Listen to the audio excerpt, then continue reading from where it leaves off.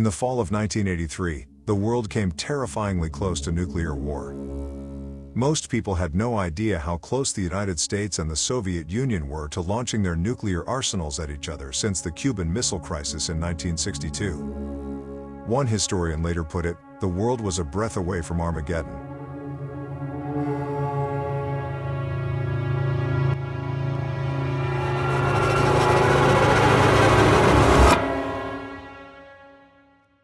During the Cold War, the United States and the Soviet Union were locked in a deadly rivalry. President Ronald Reagan, who took office in 1981, had strong words for the Soviet Union. Let us be aware that while they preach the supremacy of the state, declare its omnipotence over individual man, and predict its eventual domination of all peoples on the earth, they are the focus of evil in the modern world. He called for a strong military buildup and announced the Strategic Defense Initiative, or Star Wars, which was meant to create a missile defense system. Soviet leaders, including General Secretary Yuri Andropov, saw this as a threat. They feared the United States might be preparing for a nuclear first strike. In response, the Soviet Union launched Operation Ryan, a top-secret mission to gather intelligence on a possible surprise attack by the United States. Andropov and his advisors were convinced that Reagan's aggressive stance was a sign that war could break out at any moment. In November 1983, NATO, a group of Western countries, including the United States, began a military exercise called Able Archer 83. It was supposed to be a routine drill to practice procedures in the event of a nuclear attack. But that year, the Soviets believed it was not a practice, but instead the real thing. Earlier that year, a Korean Airlines flight had been shot down by the Soviet Union, killing 269 people, including a U.S. Congressman Larry McDonald. This tragic event, which President Reagan called a massacre, pushed relations between the superpowers to a new low. What can we think of a regime that so broadly trumpets its vision of peace and global disarmament, and yet so callously and quickly commits a terrorist act to sacrifice the lives of innocent human beings? When Able Archer 83 began, the Soviet Union misinterpreted it as the lead-up to a real nuclear strike. A former Soviet officer recalled, "We were sure that the Americans were going to launch a nuclear attack." Soviet military forces were put on high alert. Soviet bombers were prepared for takeoff. Submarines were positioned to launch their missiles, and nuclear weapons were made ready to fire. The world was on the edge of disaster. As a former NATO commander later said, the tension was palpable. One mistake could have triggered World War III. At the same time, NATO and the United States had no idea that the Soviet Union was so scared. They didn't realize that the Soviets thought a real war might be about to start. Communications between the superpowers were almost non-existent, leading to dangerous misunderstandings. As former CIA Director Robert Gates put it, "We didn't know they were so frightened. If we had, we might have done something differently." In Soviet command centers, military leaders debated what to do.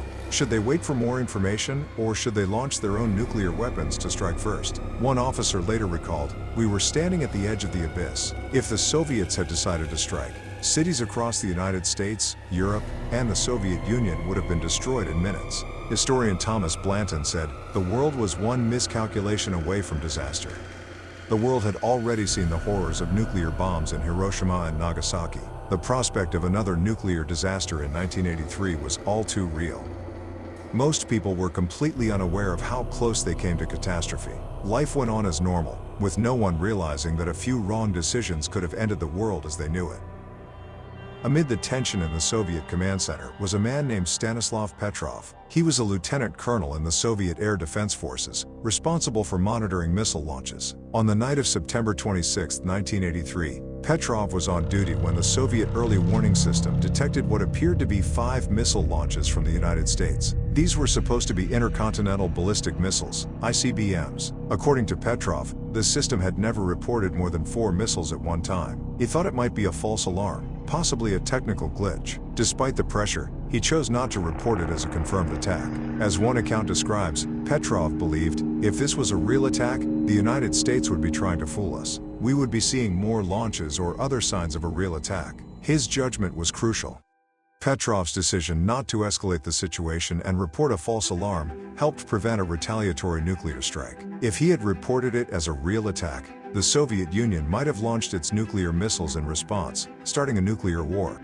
His actions were later recognized as a key moment in preventing nuclear war. Though initially not praised by Soviet officials, after the Cold War, he was celebrated as a hero who saved the world. As Petrov once said, "If we had gone to war, there would have been nothing to save. It was just luck and good judgment that we avoided disaster." His story is a powerful reminder of the impact one person can have in a time of crisis. Fortunately, Soviet intelligence officers began to question their fears. They realized that Able Archer 83 was likely just a drill, not a real attack. Soviet leaders decided not to launch a preemptive strike, and the crisis passed. As one Soviet general later said, "We avoided a disaster by the skin of our teeth." As Able Archer 83 ended without incident, the danger passed. The Soviet Union stepped back from the brink, and nuclear war was averted. But the events of 1983 serve as a chilling reminder of how close the world came to destruction. When President Reagan learned just how close the world had come to war, he was reportedly shocked. He began to seek ways for diplomatic efforts that would eventually end the Cold War. We desire peace, but peace is a goal, not a policy. Lasting peace is what we hope for at the end of our journey. It doesn't describe the steps we must take nor the paths we should follow to reach that goal. I intend to search for peace along two parallel paths: deterrence and arms reductions. I believe these are the only paths that offer any real hope for an enduring peace. And let me say, I believe that if we follow prudent policies, the risk of nuclear conflict will be reduced. Certainly, the United States will never use its forces except in response to attack. Through the years, Soviet leaders have also expressed a sober view of nuclear war. And if we maintain a strong deterrent, they are exceedingly unlikely to launch an attack. The near-nuclear war of 1983 is one of the most frightening moments in history. It reminds us of how easily peace can be threatened and how important it is to communicate, understand, and make careful decisions.